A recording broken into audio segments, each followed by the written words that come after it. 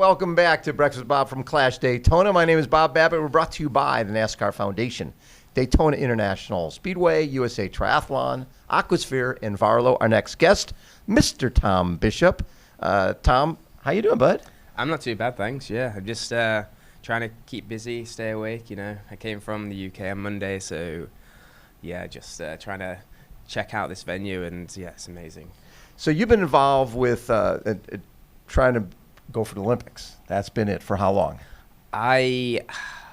Since 2012, I was reserve. Tried to kind of make the I think I was second reserve. Stu Hayes was in the team, and they did a great job with Johnny and Alistair. Right. Podiuming there, and then 2016, I was like, right, this is my time. year. Yeah. And I was reserve. Then I was like 2020. That's gonna be my time. Yeah. And it just didn't work out. Like I think I put too much pressure on myself, and I felt a lot of pressure from the federation. So right. Yeah, that was kind of it. And then this year, it was kind of a bit of a breath of fresh air, you know, just to step away from the Olympic pathway and just try and do something for myself. Well, and it's cool because you sort of had a mixture, right? You were a WTCS Leeds, but you got fourth at Challenge Wales, and then a third at a 70.3, and 30th PTO US Open. Yeah. What did you learn from this year? Oh, there's so much. Like, my whole aim to race the long course racing or the middle distance was just to learn. Right. A lesson from every race, and I had way more than one lesson a race. So I'll take you to Challenge Wales, for example. Yes.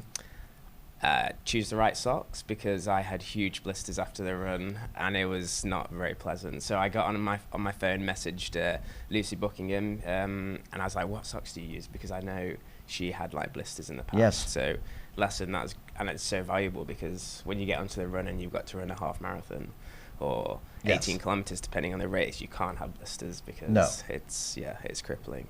And the interesting part about this type of racing, it really is more personal. It's really you against yourself. Yeah. Right? Yeah. You control your own destiny. In the WTCS races, it's really wherever you are out of the water, if you're in the wrong spot, your race is basically over. Oh, definitely. Whereas, like in these races, I mean, fortunately, I've been higher up out of the water, so I've been there. But you have guys coming from the back. They don't. It doesn't matter if they're a bit down out the water, because you get to the front. Like, it's you have a mission to get to the front and to try and stay there as well. So when you do a race like the PTO US Open, that's almost like it when you're doing a WTCS race. Everybody's there. Oh, it was so the field was incredible. I was blown away with how good everyone was. And right. I went into that race like slightly unprepared. I'd had a calf pull, so I wasn't really running, but I was like, okay, I'm going to try and ride as hard as I could, and I did. And then people just were like so I thought to myself, I need to work on this. Definitely. But that's what's so great, is you come out of every race and you go like, okay, I got the socks, that took care of that. Yeah. So now I know I've got to do more wattage on the bike. I've got to be able to and this is a perfect race for practicing that, right? Yeah, definitely. And just being aerodynamic as well, just try and keep the head low and feel the air kind of flow over you, rather than like be a flag or like something that's going to slow down. So yeah. Sort of nice not having to answer to a federation. Yeah, it's good. I can pick my flights. I can choose where to race. I can decide not to race if I want. So there's so much more freedom. Yeah. Well, and the other side of it is, from all those years of racing the WTS races, WTCS races, you learn so much, and you know you did everything possible to make the Olympic team. Yeah. Oh, I'm not disappointed. Like, I'm proud of what I did. Yes. I got a medal in the World Series race in 2017, which is like one of my biggest achievements. In Abu Dhabi. Yeah. So that was getting a second place there. Yeah, that was like obviously one of the highlights of my career. So I hope to take kind of that spark, you know, when you have a really good race into these into long course racing. Well, and in 18, when you get sixth in Leeds, you know, in your home country, that's pretty cool. I mean, I lived in Leeds since 2009, so I had so many fans and like family, friends there. Yes. It was so good. That is very, very cool. And it's not like you're going to be intimidated by any of these races you go to when you race Hamburg and you're racing the Tokyo Test event. You've been in the pressure cooker. Oh, definitely. Like, in fact, these races feel more relaxed. it's you can chat to people on the start line without Yes. having to kind of bring your kind of game face. So I'm really happy being here. It's a nice atmosphere. Well, and this would be a nice way to finish up your season. You spent an hour on the track? Yeah, I did an hour I did a small session just to get the legs going again after travel.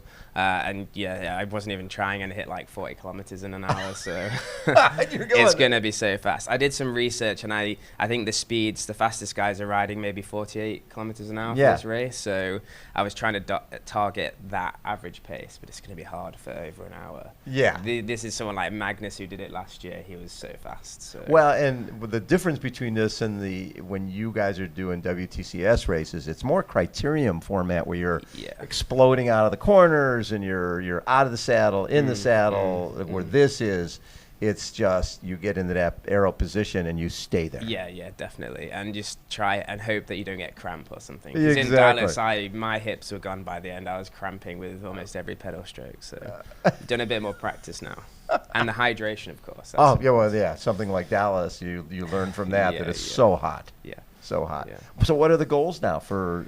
Obviously, you'll focus. Yeah. No more.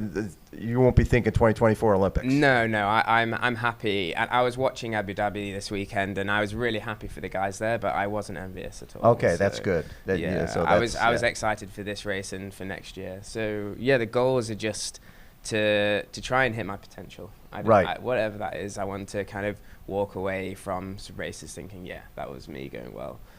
So to build the ranking a bit in the PTO points so I can try and get into the open races. Eventually Kona in maybe a few years' time. Or okay. Well, who knows if it's in Kona, now. Nice, wherever it's going to be. Yeah. But so you're going from these sprint and Olympic format to potentially Ironman just in a couple of years. Yeah, I've been speaking to a few people. Like I used to live with Dave McNamee, so we can message each other every now and again. And I asked for his advice, and he said, "You don't rush the transition into full distance." Yes. So I'm going to take a bit of time. Well, the great thing now with PTO, and they're going to be adding more events as well between CLASH and PTO and 70.3. You can really focus those distances and not feel this urgency to go full Ironman. Definitely. And I think like going back to kind of comparing it from the World Series to now, there's so many more races you can pick and choose. So you have like the Clash and Challenge, which I really like. I think the Challenge family and Clash are phenomenal, great races. So like maybe next year I just kind of look to choose those, to race well at those races and build my ranking points that way. But we'll see. Build ranking points and try to get to US Open, Canadian Open, or where the other Opens that'll be adding. Oh yeah, definitely. And again, I still want to learn. Like I still make mistakes every race, so just to try and fine tune how I race and what I need to do to kind of get the best out of myself. Well, so you were there during the Brownlee, the golden years, right? Yeah. And watching when they first announced that the Olympics were going to be in London. Yeah. Is that when were you already in the sport at that point? Yeah. I was in Leeds actually. So I went to study there for university in 2009. So I'd been training with them since 2009. So just the year after Beijing. So Alistair, obviously that was his first Olympics. Had a great debut, and then obviously Johnny their form was incredible between 2010 and 2012. I saw them develop and become the champions. What'd you learn from them? You have to train hard. I came from being coached by my mum in a swim squad, and I went to Leeds and I was like, wow, you have to really put the work in. So that, and just don't. I remember training and they were so determined to do what they needed to do, and no one would stop them doing that. So I think just having that determination and just self-confidence. Yes. Yeah. So you have to kind of believe in yourself and do what's right for you. You know, when we talk about pressure, I don't think people understand the pressure those boys were under in London, where everybody, anything less than a gold medal was a failure. Yeah. Right. Especially after their results the previous year as well. Exactly. I saw them prepare for that race, and they were an incredible level. So I love it. Yeah.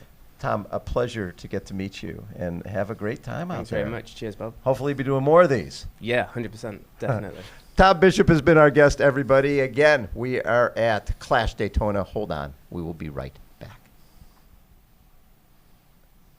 Thank you, bud.